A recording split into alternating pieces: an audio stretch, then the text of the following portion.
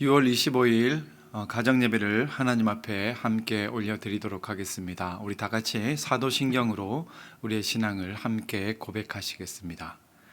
나는 전능하신 아버지 하나님, 천지의 창조주를 믿습니다. 나는 그의 유일하신 아들 우리 주 예수 그리스도를 믿습니다.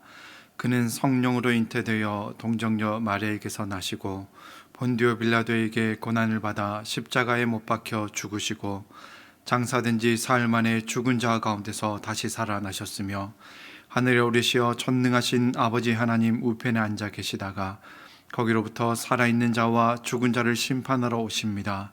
나는 성령을 믿으며 거룩한 공교회와 성도의 교제와 죄를 용서받는 것과 몸의 부활과 영생을 믿습니다. 아멘. 네, 다 함께 찬송가 161장 할렐루야 우리 예수 함께 찬양하시겠습니다.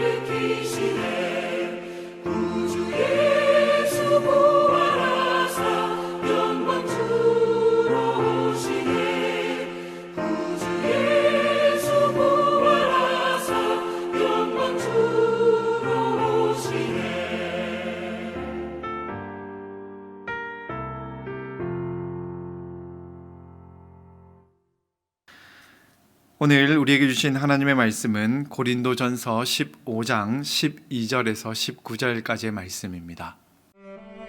그리스도께서 죽은 자 가운데서 다시 살아나셨다 전파되었거늘 너희 중에서 어떤 사람들은 어찌하여 죽은 자 가운데서 부활이 없다 하느냐. 만일 죽은 자의 부활이 없으면 그리스도도 다시 살아나지 못하셨으리라.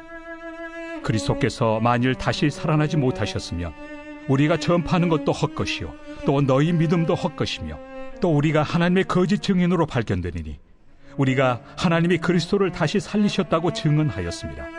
만일 죽은 자가 다시 살아나는 일이 없으면 하나님이 그리스도를 다시 살리지 아니하셨으리라.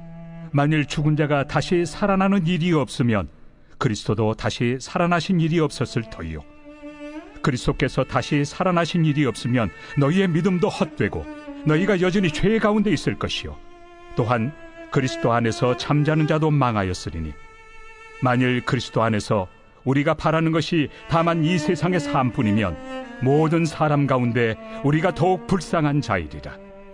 네, 오늘 말씀의 의미에 대해서 함께 나누어 보도록 하겠습니다.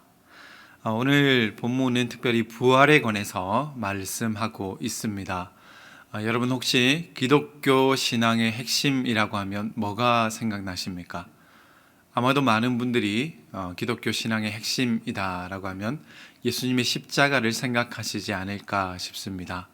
그런데 여러분 사실은 십자가는 매우 중요하지만 그것보다 더 중요한 것은 우리 예수님의 부활이라고 할 수가 있습니다.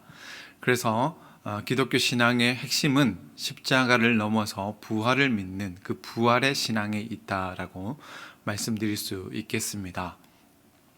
오늘 바울도 본문에서 그것들을 이야기하고 있습니다. 오늘 말씀을 보시면 바울도 만약에 부활이 없다면 예수님의 부활도 없었을 것이요, 예수님의 부활이 없다라고 한다면 우리가 전하는 것도 헛것이 될 것이고 또 우리의 믿음도 헛것이 될 것이고 우리가 마침내 거짓 증언이 될 것이다. 그러니까 우리가 그동안 알아왔던 것, 믿고 고백하고 다른 사람에게 전했던 그 모든 내용들, 예수님의 십자가를 포함한 그 구원의 복음마저도 헛된 것이 될 수 있다. 그렇기 때문에 부활이 기독교 신앙의 가장 중요한 것이다라고 우리가 그렇게 생각할 수 있겠습니다. 근데 중요한 것은 무엇이냐면 사실 우리는 그동안 너무 십자가만 강조한 나머지 예수님의 부활은 우리의 마지막 때에, 종말의 때에 밀어놓고 마치 기독교 신앙의 부록처럼 그렇게 여기면서 살아왔던 면이 없잖아 있습니다. 그래서 여러분 다시 한번 기독교는 부활의 종교다라고 하는 것을 기억해 주셨으면 좋겠습니다. 그런데 문제는 뭐냐면 부활을 믿는다는 게 참 쉽지가 않다고 하는 겁니다. 고린도 교인들 중에서도 부활을 믿는 것이 어려운 사람들이 있었던 것 같습니다. 그래서 바울도 오늘 다시 한번 고린도 교회에 편지를 쓰면서 이 부활에 대해서, 부활이 얼마나 중요한 것인지, 부활이 얼마나 기독교 중심에 있는 핵심적인 신앙의 내용인지에 대해서 다시 한번 풀어서 설명을 해주고 있는 것 같습니다. 그런데 여러분, 한 가지 우리가 짚고 넘어가야 될 것은 지금 부활에 대해서 가르침을 주고 있는 바울 역시도 한때는 부활을 믿지 못했었다라고 하는 겁니다. 잘 아시는 것처럼 우리가 사도행전과 또 바울의 어떤 서신들을 살펴보게 되면 바울도 예수님의 부활을 믿지 못했다라고 하는 것을 알게 됩니다. 바울은 처음에 예수 믿는 자들을 잡아서 옥에 넘겨주거나 심지어는 그 사람들을 죽이는 일에 앞장섰던 그런 사람입니다. 당시 바울의 입장에서 초대교회를 바라보았을 때 초대교회는 어떤 모습으로 비쳤느냐? 예수는 분명히 십자가에 달려서 하나님의 저주 아래에서 죽임을 당했는데 이 이상한 사람들이 계속해서 그 예수가 다시 부활했다라고 하는 예수의 부활을 증거하는 유대교의 어떤 이단적인 그런 사상을 전하는, 그래서 함께 공존할 수 없는 악한 무리들이라고 그렇게 판단을 했던 것 같습니다. 그런데 그 바울이 나중에는 예수님의 복음을, 자기가 부인했던, 자기가 핍박했던 예수님의 십자가와 부활이라고 하는 그 복음을 전하는 사도로서의 삶을 살게 됩니다. 그것이 어떻게 가능했냐면 다메섹에서 부활하신 예수님을 만난 그 사건 때문에 가능했다라고 하는 것입니다. 바울은 성경에 능한 사람이었습니다. 그래서 성경의 모든 내용들을 꿰고 있었던 사람인데 바울은 이 부활하신 예수님을 만나고 난 이후에 그동안 자기가 알고 믿고 또 배워왔던 성경의 모든 내용들이 다시 한번 창조적으로 해체되었다가 결합되는 그런 경험을 했던 것 같습니다. 그래서 부활하신 예수 그리스도라고 하는 그 빛 가운데서 하나님의 말씀인 성경을 보니까 이것이 완전히 새롭게 다시 재조명되고 또 완전히 온전하게 완성되는 것을 경험했었던 것입니다. 그래서 바울은 그때부터 자신이 그동안 핍박해왔던 예수의 증인으로 살아가게 되었던 것 같습니다. 근데 문제는 뭐냐면 우리 모두에게 이런 부활의 경험이 있다고 한다면 우리도 바울처럼 부활하신 예수님을 믿기가 쉬웠을 겁니다. 그런데 이런 경험들은 바울에게만 있는 특별한 경험이었습니다. 그래서 고린도 교회 성도들도 부활을 믿기가 어려웠고 지금 이 시대를 살아가는 우리도 부활이라고 하는 것을 믿어야 한다고 하는 것은 알지만 사실 우리의 경험과 다르기 때문에 믿기 어려운 면이 분명히 있을 것 같습니다. 여러분, 우리가 부활을 믿기 어려운 이유는 우리가 이 땅을 살아가는 동안에 이 부활이라고 하는 사건을 경험하기 어렵기 때문입니다. 우리는 과학주의 시대를 살아가고 있기 때문에 다시 한번 반복 가능하고 지금도 재현 가능한 그것만이 진리라고 믿는 그런 시대를 살아가고 있다 보니 우리 마음속에도 알지 못하는 사이에 그런 과학적으로 입증될 만한 사건들만 진리라고 받아들이려는 그런 성향이 우리 안에도 자리 잡고 있는 것 같습니다.